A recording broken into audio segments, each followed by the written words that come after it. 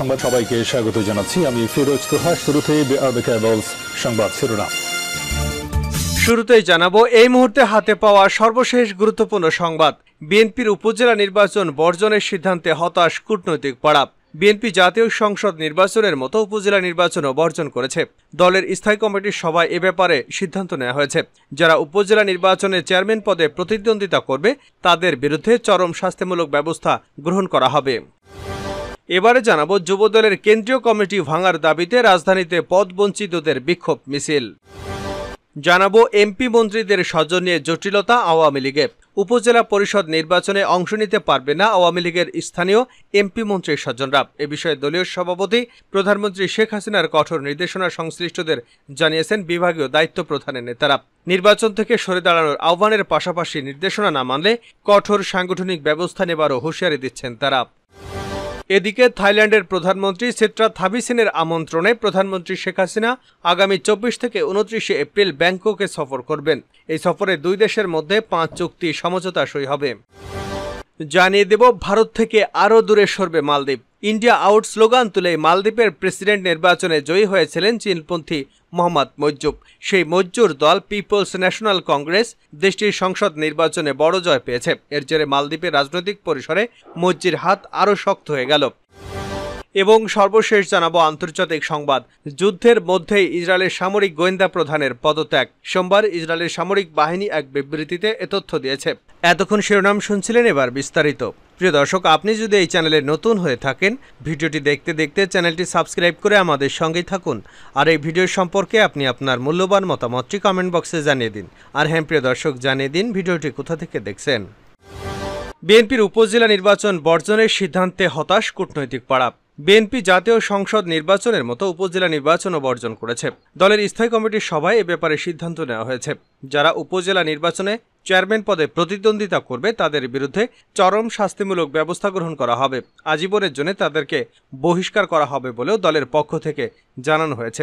কিন্তু বিভিন্ন সূত্রগুলো বলছে যে উপজেলা নির্বাচনে বিএনপির এই বর্জনের সিদ্ধান্ত কূটনৈতিক পাড়ায় এক ধরনের হতাশা তৈরি করেছে। কূটনৈতিক পাড়ার কেউ কেউ এই বিষয়টি নিয়ে অসন্তোষ প্রকাশ করেছেন বলে একাধিক দায়িত্বশীল সূত্র নিশ্চিত করেছে। মার্কিন যুক্তরাষ্ট্র সহ পশ্চিমা দেশগুলো চায় বিএনপি নির্বাচনে অংশগ্রহণ করুক, নির্বাচনটি প্রতিদ্বন্দ্বিতাপূর্ণ হোক এবং সেই সঙ্গে নির্বাচনে যদি কেউ বাধাগ্রস্ত করে, কারচুপি করে বা অবৈধ হস্তক্ষেপ করে তখন তারা এই বিষয়ে হস্তক্ষেপ করতে পারবে এবং যারা অবাধ, সুষ্ঠু ও নিরপেক্ষ নির্বাচন বাধাগ্রস্ত করবে তাদের বিরুদ্ধে যথাযথ ব্যবস্থা গ্রহণের উদ্যোগ গ্রহণ করতে পারবে। বিশেষ করে আন্তর্জাতিক চাপ সৃষ্টি করার ক্ষেত্রে একটি প্রতিদ্বন্দ্বিতামূলক নির্বাচন অনেক ক্ষেত্রেই গুরুত্বপূর্ণ বলে মনে করছেন পশ্চিমা দেশের কূটনৈতিকরা। বিভিন্ন সূত্রগুলো বলছে সম্প্রতি British High Commissioner Sarah Cook ডেকে নিয়েছিলেন বিএনপির 3 শীর্ষ নেতাকে। সেখানে তিনি জানতে চেয়েছিলেন কেন বিএনপি উপজেলা নির্বাচন বর্জন করছে। এ ব্যাপারে বিএনপির মহাসচিব এবং অন্য 2 নেতা কিছু ব্যাখ্যা দিয়েছেন, কিন্তু সেই ব্যাখ্যাটি ব্রিটিশ দূতাবাসের কাছে তেমন কোনো গ্রহণযোগ্য হয়নি বলে একাধিক সূত্র জানিয়েছে। এছাড়া ইউরোপীয় ইউনিয়নের পক্ষ থেকেও বিএনপির সঙ্গে যোগাযোগ করা হয়েছে। তারা জানতে চেয়েছে যে বিএনপি কেন উপজেলা নির্বাচন বর্জনের সিদ্ধান্ত নিয়েছে। এর জবাবও বিএনপি একই ধরনের কথা বলেছে। বিএনপি উপজেলা নির্বাচন বর্জনের কারণ হিসেবে বলেছে যে প্রথমত এই নির্বাচন কমিশন নিরপেক্ষ নয় এবং তারা অবাধ, সুষ্ঠু ও নিরপেক্ষ নির্বাচন আয়োজনে সক্ষম নয় বলে বিএনপির দাবি। সে কারণে তারা নির্বাচন বর্জন করেছে। দ্বিতীয়ত বিএনপি নীতিগত অবস্থান হলো তারা বর্তমান সরকারের অধীনে কোনো নির্বাচনে অংশগ্রহণ করবে না। সেই অবস্থানের কারণে তারা উপজেলা নির্বাচনও বর্জন করেছে। তৃতীয়ত তারা মনে করছে যে 7ই জানুয়ারি নির্বাচন আসলে সঠিক হয়নি এবং এই নির্বাচনের মাধ্যমে গঠিত সরকারও বৈধ নয়। এ কারণে তাদের ভাষায় অবৈধ সরকারের অধীনে নির্বাচনে যাওয়াটাকে সঠিক মনে করছে না তারা। কিন্তু পশ্চিমা দেশের কূটনৈতিকরা বিএনপির এই 3টি যুক্তির একটিকেও আমলে নিতে রাজি নন। তারা মনে করছেন যেভাবে হোক বাংলাদেশের সাংবিধানিক ধারায় একটি সরকার প্রতিষ্ঠিত হয়েছে। বিএনপি যদি নির্বাচনে অংশগ্রহণ করত তাহলে বোঝা যেত 7ই জানুয়ারি নির্বাচন কতটা সুষ্ঠু এবং অবাধ হয়েছে। তাছাড়া পশ্চিমা দেশের কূটনৈতিকরা মনে করেন উপজেলা নির্বাচন দলীয় প্রতীকে হচ্ছে না। আওয়ামী লীগ নিজেও দলীয়ভাবে নির্বাচন করছে না। স্থানীয় সরকারকে শক্তিশালী করবার জন্য এই নির্বাচনে অংশগ্রহণ এবং যোগ্য প্রার্থীদেরকে দাঁড় করানো অত্যন্ত জরুরি বলেও মনে করছেন তারা। তাদের মতে যদি একাধিক প্রার্থী থাকে তাহলে নির্বাচন প্রতিদ্বন্দ্বিতাপূর্ণ হয় এবং এর ফলে অবাধ, সুষ্ঠু ও নিরপেক্ষ নির্বাচন নিশ্চিত করা সহজ হয়। বিএনপি কেন এই নির্বাচন করছে না তা নিয়েও পশ্চিমা দেশগুলো হতাশ এবং বিএনপির উপর এক ধরনের অসন্তোষ প্রকাশ করেছে বলেও জানা গেছে। যুবদলের কেন্দ্রীয় কমিটির ভাঙার দাবিতে রাজধানীতে পদবঞ্চিতদের মিছিল। জাতীয়তাবাদী যুবদলের কেন্দ্রীয় কমিটিকে ব্যর্থ, অকার্যকর, নিষ্ক্রিয় আখ্যা দিয়ে তা ভেঙে রাজপথে সক্রিয়, ত্যাগী এবং পরীক্ষিতদের সমন্বয় করে নতুন কমিটির দাবিতে রাজধানীতে মিছিল করেছে যুবদল, ছাত্রদলের সাবেক কেন্দ্রীয় নেতারা। সোমবার দুপুরে নয়াপল্টনস্থ চায়নাটাউন মার্কেটের সামনে থেকে মিছিল শুরু করে বিএনপির কেন্দ্রীয় কার্যালয়ের সামনে এসে সংক্ষিপ্ত সমাবেশের মাধ্যমে মিছিল শেষ করেন নেতারা। এ সময় নেতারা বলেন, 250 সদস্যের যুবদলের কমিটিতে অযোগ্য, নিষ্ক্রিয়, পলায়নপরায়ণদের দিয়ে কমিটি করা হয়েছিল। ফলে সরকার পতনের এক দফা আন্দোলনে গুটি কয়েক বাদে অধিকাংশ যুবদল নেতাকে রাজপথে কর্মসূচিতে দেখা যায়নি। আন্দোলন চলাকালীন অনেকেই পরিবারের সদস্যদের নিয়ে বিদেশ ভ্রমণের ছবি সামাজিক যোগাযোগ মাধ্যমে পোস্ট করতে দেখা গেছে। ঘোষিত হরতাল অবরোধ কর্মসূচি সফল করার পরিবর্তে অনেকেই নিজ ব্যবসা প্রতিষ্ঠান খুলে রেখে কর্মসূচি পালন থেকে দূরে থেকেছেন। তারা আরও দাবি করেন, যুবদলের কেন্দ্রীয় নির্বাহী কমিটিতে চেইন অব কমান্ড ভেঙে পড়েছে। নির্বাহী কমিটির কোনো সভা ডাকলে সেখানে অধিকাংশ নেতাই উপস্থিত হন না। স্বচ্ছতা, জবাবদিহিতার অভাবে জেলা উপজেলা লেভেলে নিষ্ক্রিয়। আর্থিক কেলেঙ্কারির মতো ঘটনা ঘটলেও তার কোনো বিচার হচ্ছে না।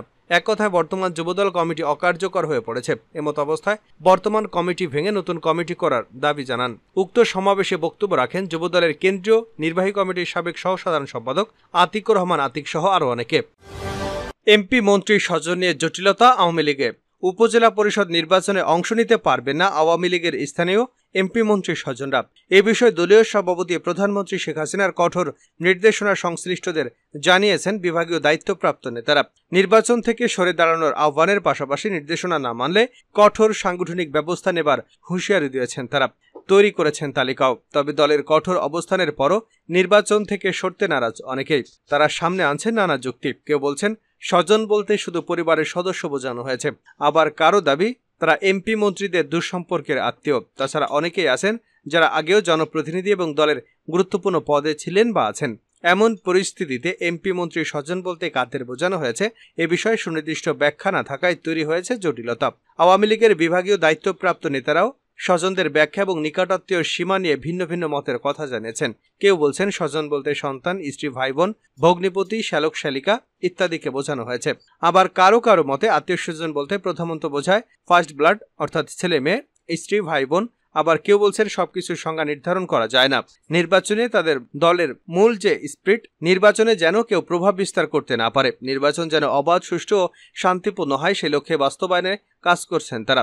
জানতে চাইলে আওয়ামী লীগের সাংগঠনিক সম্পাদক আহমেদ হোসেন বলেন, এই বিষয়গুলো নিয়ে আমরা সংশ্লিষ্টদের সঙ্গে কথা বলেছি। সোমবার পর্যন্ত তো সময় আছে, দেখি কে কি করে। স্বজনদের সংজ্ঞা প্রসঙ্গে জানতে চাইলে তিনি বলেন, এই বিষয়টি অফিসিয়াল ব্যাখ্যাটা আমাদের দলের সাধারণ সম্পাদক সাহেব দেবেন। আমি মনে করি স্বজন বলতে ছেলে হতে পারে, ভাগ্নে ভাতিজা হতে পারে বা অন্য আত্মীয় হতে পারে। বিষয়গুলো নিয়ে আমরা খোঁজখবর নিচ্ছি। আমরা আসলে চাইছি নির্বাচনে যেন কেউ কোনো ধরনের প্রভাব বিস্তার করতে না পারেন। থাইল্যান্ডে যাচ্ছেন প্রধানমন্ত্রী, সই হবে 5 চুক্তি এবং সমঝোতা। থাইল্যান্ডের প্রধানমন্ত্রী সেট্রা থাবিসেনের আমন্ত্রণে প্রধানমন্ত্রী শেখ হাসিনা আগামী 24 থেকে 29 এপ্রিল ব্যাংকক সফর করবেন। এ সময় দুদেশের মধ্যে 5 চুক্তির সমঝোতা সই হবে। সূত্র জানায়, প্রধানমন্ত্রীর সফরে একটি চুক্তি, 3টি সমঝোতা স্মারক এবং একটি লেটার অব ইন্টেন্ট সই হবে। এসবের মধ্যে রয়েছে অফিসিয়ালি পাসপোর্টধারীদের জন্য ভিসা ও ভর্তি সংক্রান্ত চুক্তি, জ্বালানি সহযোগিতা বিষয়ক সমঝোতা স্মারক, পর্যটন সহযোগিতা সংক্রান্ত সমঝোতা স্মারক, শুল্ক সংক্রান্ত পারস্পরিক সহযোগিতা বিষয়ক সমঝোতা স্মারক এবং মুক্ত বাণিজ্য চুক্তির আলোচনা শুরুর জন্য লেটার অব ইন্টেন্ট। আগামী 26 এপ্রিল প্রধানমন্ত্রী শেখ হাসিনাকে আনুষ্ঠানিকভাবে অভ্যর্থনা জানাবেন থাইল্যান্ডের প্রধানমন্ত্রী সেট্রা থাবিসেন। একই সঙ্গে তাকে আনুষ্ঠানিক গার্ড অব অনার দেওয়া হবে। একই দিন বাংলাদেশের প্রধানমন্ত্রী গভর্নমেন্ট হাউস প্রধানমন্ত্রীর সেট্রা থাবিসেনের সঙ্গে দ্বিপাক্ষীয় বৈঠক করবেন। প্রধানমন্ত্রী থাইল্যান্ডের রাজপ্রাসাদে থাইল্যান্ডের প্রধানমন্ত্রীর আয়োজিত রাষ্ট্রীয় মধ্যাহ্নভোজেও যোগ দেবার কথা রয়েছে প্রধানমন্ত্রী শেখ হাসিনার। জানাবো আন্তর্জাতিক সংবাদ। যুদ্ধের মধ্যেই ইসরায়েলের সামরিক গোয়েন্দা প্রধানের পদত্যাগ। ফিলিস্তিনের অবরুদ্ধ গাজা উপত্যকায় ইসরায়েলের যুদ্ধের মধ্যেই ইসরায়েলি সামরিক গোয়েন্দা প্রধান মেজর জেনারেল আহরান হালিভা পদত্যাগ করেছেন। সোমবার ইসরায়েলের সামরিক বাহিনী এক বিবৃতিতে এ তথ্য দিয়েছে।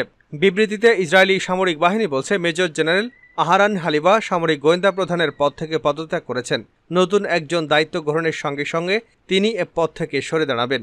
গত অক্টোবর মাসে নজিরবিহীন হামলা ঠেকাতে ব্যর্থ হওয়ার পর থেকেই চরম সমালোচনার মুখে পড়ে ইসরায়েলি সামরিক বাহিনী এবং গোয়েন্দা বিভাগ। এমনকি এই হামলা ঠেকাতে না পারার দায় পর্যন্ত স্বীকার করেন আহরান হালিভা। এই ব্যর্থতা দায় নিয়ে এবার গোয়েন্দা প্রধানের পদ থেকেই সরে দাঁড়ালেন তিনি। গত 7 অক্টোবর দক্ষিণ ইসরায়েলে প্রবেশ করে নজিরবিহীন হামলা চালিয়ে 1200 ইসরায়েলিকে হত্যার পাশাপাশি প্রায় 250 জন ইসরায়েলি এবং বিদেশি নাগরিককে গাজায় বন্দী করে নিয়ে আসে হামাস। একই দিন হামাসকে নির্মূল এবং বন্দীদের মুক্তি নিশ্চিত করতে ফিলিস্তিনি স্বাধীনতাকামী এই সংগঠনের বিরুদ্ধে যুদ্ধ ঘোষণা করে ইসরায়েল। গত নভেম্বরে 7 দিনের যুদ্ধবিরতি চুক্তির বিনিময়ে 110 জন ইসরায়েলি বন্দীকে হামাস মুক্তি দিলেও এখনও তাদের হাতে শত শত বন্দী রয়েছে। অন্যদিকে গাজা স্বাস্থ্য মন্ত্রণালয় জানিয়েছে, গত 7 অক্টোবর গাজা উপত্যকায় ইসরায়েলি হামলায় নিহতের সংখ্যা 34,000 ছাড়িয়েছে। তাদের অধিকাংশই নারী ও শিশু। এছাড়া এ পর্যন্ত 76,000-এরও বেশি মানুষ আহত হয়েছেন।